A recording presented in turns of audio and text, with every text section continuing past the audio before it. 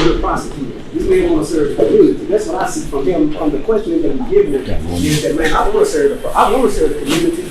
I just don't know how yet. And I think this probably gonna shed some light on him. On, man, how can you serve the community? Because he don't have to sit back. He don't have to sit back in his office and do what he do. You see what I'm saying? He can come out here, man. And I think that's really the big. I think hopefully he walk away saying, man, damn, I can do a little bit more. These people really don't hate me.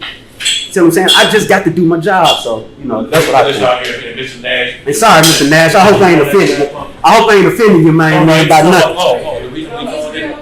The reason we doing this, she put him in the hot seat, and it wasn't really a hot seat, but sometimes you got to give people, I call it the hot seat, but sometimes you got to make people uncomfortable to get comfortable.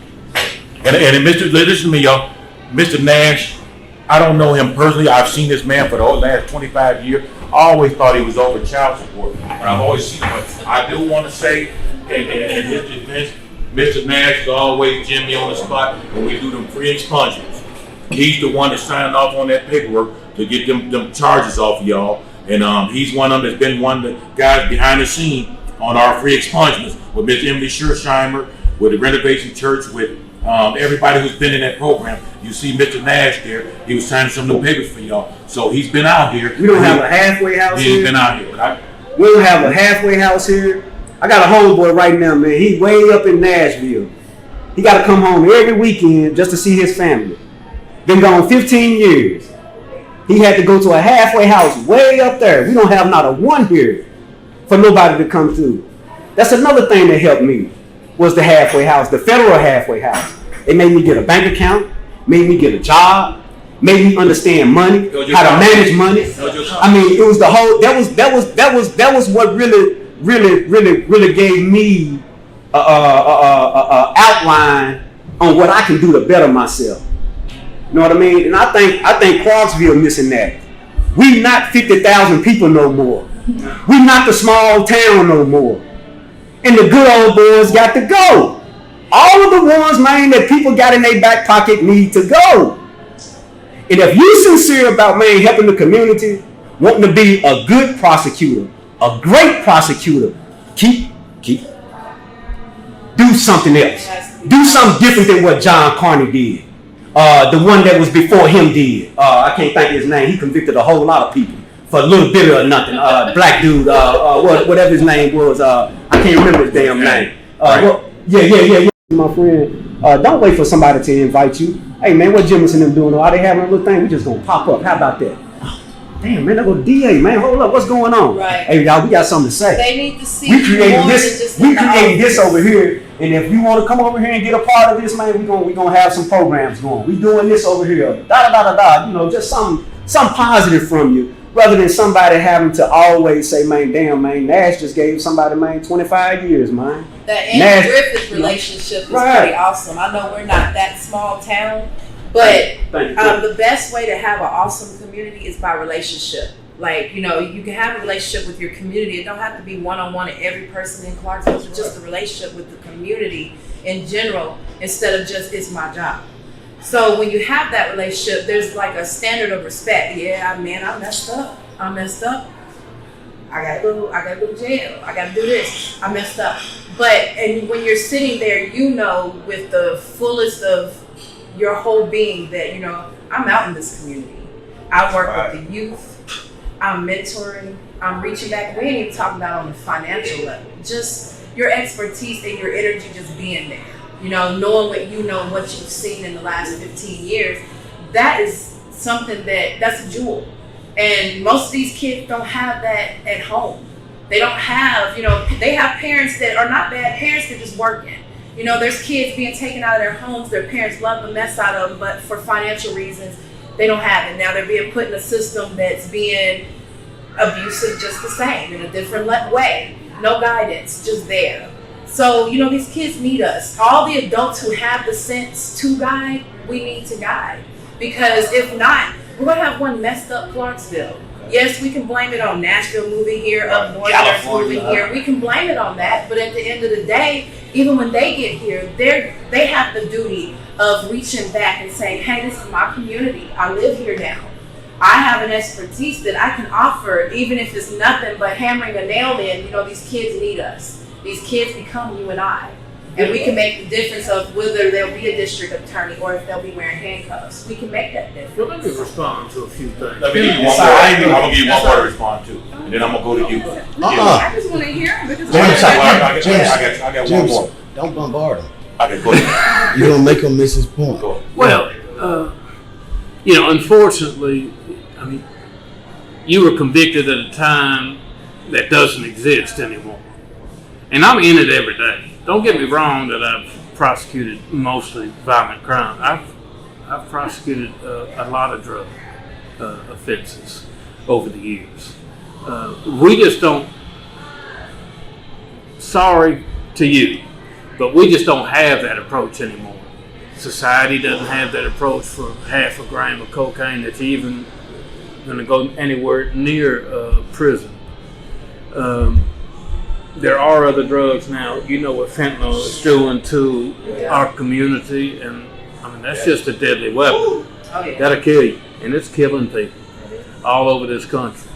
In the last, I think, 12 months, they reported 100,000 overdose deaths. 2/3 of that is fentanyl or other synthetic opioids, and you could probably 5 to 6 times more than the ones that died were the ones that were brought back for use of Narcan. So we got a drug issue in the country. Now, I have seen in 15 years, I'll just tell you the truth. When I started, it was, if you had over 26 grams of cocaine, you were going out the side door. You know that. Now, 26 grams is a lot of cocaine in 2007, 2008. And the approach was different. The system is slow to learn the error of its ways. And a lot of it is by what the public is going to stomach anymore. And we have all those programs. We're just now starting to incorporate a lot of programs, like Governor Lee has incorporated a lot of exit programs for people coming out of prison, correct? Yeah. We're much more apt to say, okay, this is a drug-related offense. Will they go to rehab? Either sit in the jail or we'll send you. And you just go. And you come back with a certificate, we're going to cut you loose. Because if you have the addiction under control, any probation should be okay. So we've changed our approach. And I don't help you in what you had to go through. But we have changed our approach through the system. Only there are bad drug crimes. I mean, marijuana now we seem to think it's just marijuana. I don't think it's the marijuana of when I was younger. I'm told. Definitely not. So I didn't inhale. But we have people being killed over a couple ounces of marijuana because they don't want to pay the dealer. You understand what? So it's still we have to approach everything with what's best for the community. Now, you're right. There's a lot of times in my career I thought people in certain communities don't want to see me walking down the street. They don't want to communicate with me. I mean, you understand? I mean, maybe. And their addiction to become better parents, we're taking the kids out of there, sending them with strangers who treat them horribly just for a check. It's them same parents that we're putting them in the homes with, that we're taking these foster kids out, putting them in these foster homes. They're abusing them. They're mistreating them. They're sexually abusing them. They got more trauma in these homes we're sending them to because the system is saying let's take them from these parents instead of helping these parents. So all I'm asking you, Mr. Nash, is when you get back in this office, when you're reelected to where I want you to be, and where these folks gonna see the genuine of you, like Paul said, the genuine of Nash. They don't know Mr. Nash, and the reason they're doing this, we're not beating you up. I want folks to see who you really are as a man. I see you all swagged out with them $1,000 suits on. I see you. And I'm not being funny when I say that because you have worked hard for your position. You've worked hard to be where you need to be because if you didn't work hard for it, you wouldn't be where you're at. All I'm asking you when you get in that office, open that door for we can come in and talk to you. about some community stuff that we'd like to do with you, to partner up with you as a community, to say, hey, can we do this different? Can we try to do this different? To make our voices be heard, not only for wins or losses, but to win for our community. This is our community. And it's what we want. What you got, Mr. Hall? In short, I think what everybody has said over and over again is that even though Miss Chelsea has more, mine's is short. I think what the community would like to see from you is that we don't ask that you raise our children for us. We're just looking for your wisdom to be Put that belt back in the house. extended our way. Your wisdom extended to them is more than enough. I don't think that anybody is upset about wisdom being extended if we're going to need it and use it. See what I'm saying? So it's going to be received by those that want to receive it. You know. Well, I'll tell you, kind of surprised by some of the comments that they really want the prosecutor's office to be more engaged in the community. We're going to have to find a way to do that. It's more of a relationship, not necessarily, hey, don't do crimes. Not that type of relationship, just but what I'm hearing working, is real relationship. And I'm just going to tell you, in 15 years, this is the first time that anybody's ever said to me, we've got to break the chain. Come out to our neighborhood and talk to our young people, talk to. Have you followed me? You follow me. You see Reed and Sherry and them? We told Reed one time, I put him in the house, he did the shop. I told him he get the shop Saturday morning, he come there. Same thing we're doing with you, but with him, his brother said he flips houses. Said he'll teach the kids how to do drywall. It ain't you just, we don't want you to change nothing you're doing in your life. You got a family. You got a family. You got a family. You got a job. Nobody's telling you to stop what you're doing. You keep on doing what everything that Mr. Nash does on it every day. Just be more aware of what's going on in the community because you are important. Like he said, you the man. And for you to be the man, you got to show the community. A lot of folks don't know who you are until I did this. They don't know who you are from man to moon. I bet. And relationships build a respect. There's a level of respect that you've got a job to do, we've got a life to live, you've got a life to live. And when you have relationships with your community, it's a level of respect that will be there, and it will no longer be, oh my God, here comes the DA, let me run. It'll be more of, it's kind of like the community that was up at the shop where when the police department first started coming around and interacting with us, people would run. We would employ people that were straight out of jail, whether they were living that life still, they were run and hide. And then it got to a point where they don't even run and hide no more. They're like, they're here to talk with us, and they're honestly not here to see if shout out to Mayor Pitts. Mayor Pitts will come to the shop. Already the shop at New Providence. Mayor Pitts will come in there. He'll go right up there to the paint man, shake his hand. He convicted felon, shake his hand. He just humanized himself. So when people see the mayor coming, being funny, the mayor come and he'll closing that gap. He'll hug me from behind, and I'll be dude, don't be spooning me. They're arrogant gonna wear me out on Facebook. It's just the human, people would never be like, why the mayor keep hugging this dude? Why are they so cool? The mayor reached out to me. Before I became his friend, he'll tell you the story. I said, before I become your friend on Facebook, I want you to go read my page, see who I am. And from that day, me and him it's been awesome. But he'll come out. Chelsea, go ahead.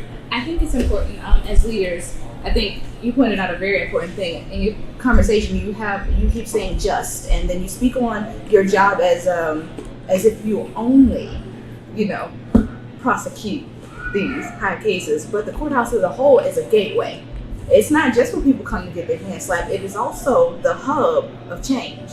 So is there anything that you can take the initiative or you even plan to do where when prosecuting, rehabilitation is the goal? And on the other side of my question, you showed a lot of tenacity. I think your flyer was for who's in the statistics and who would have saw that was like okay. But for other people who just may be the family of those people, whether victim or of the person convicted, it was heavy, and it didn't say as a leader of the community the entirety of what you could do. I don't think it spoke volumes to who you were, to the. A lot of people expect me to do really that the office is designed to do, is to convict, especially the more violent people. That's just absolutely expected. You seen about the article just recently. Yeah, I put him on the hot seat about the article I seen a young man, he was a white gentleman, he got 15 years for home invasion and a murder. But on the flip side, I asked him, and it wouldn't be, I just wanted to know, if it was somebody black, they would have got more time life. But like he told me, it was 5 people involved, but the newspaper only put the 1 person. So I was like, okay. So once he told me the full story of, it was 2 other blacks that got the same time, plus the white guy that got the same time, it made sense to me. Yeah. But if you're just giving half of the story, which is what the media, perceive that you give me half of the story, I'm gonna take what I got and I run with it. So I come to him and I asked him that question, but he corrected and say it was a lot more involved. That's just what they put in the newspaper. But the newspaper, you got to do your part too. Don't just give us part of a story, but we thinking one way or the other way. You got to give the whole story. So I perceived it wrong. I put him in the hot seat and asked him a question about it, and that's what he's talking about right now. And another thing with the flyer, it's not boasting. I want people to know what I've done, that I'm confident, and I also want the community to know that these things happen here. And people ought to know these things happen here if they're going to make an informed decision on who they want. We number one place to live in the world. Because some people live in isolation. They don't get the newspaper, don't have it, or just don't catch the news that day because it's here and gone. And if you're not close to in that community where this happened, you might not ever know some of these things happen here. Yeah. I always think the more information, the better. So we can make a decision that is informed and educated. That was, it might have been a little bit too heavy for some.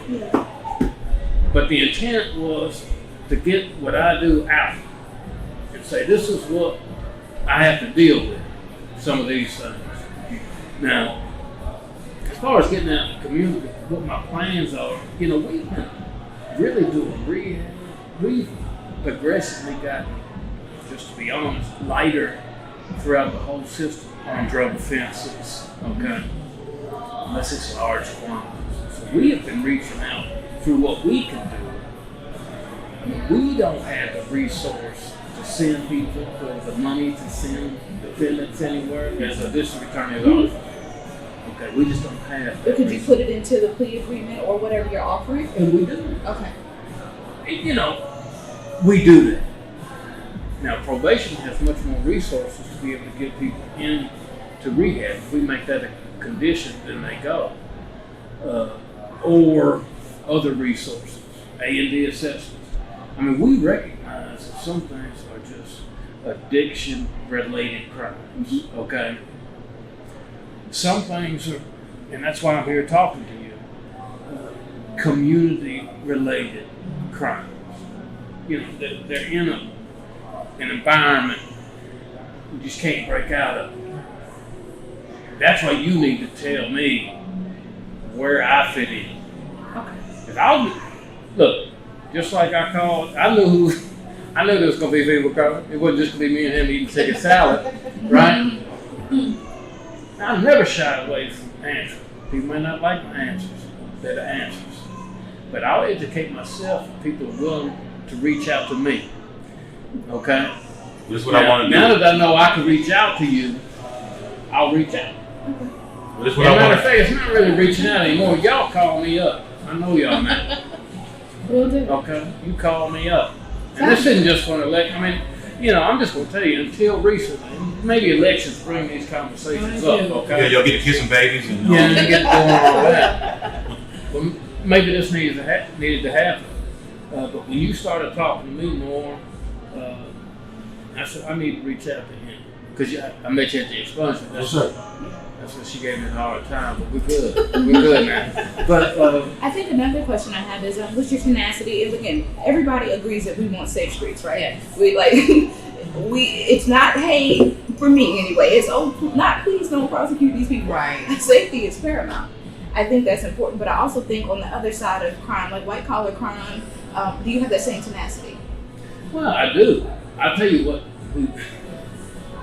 Like, can you make a flyer? Not saying make it, but like how you bragged about the orange suit stuff situation, like the flyers bragging about the orange suit and mugshots. But can we brag about, hey, you know, this person did this? Like, are you able to, in a sense? Do you have that same type of? Are you asking me if I can make a flyer of people? No, that's not what I'm saying. saying. Other people. That's a complete piece of campaign.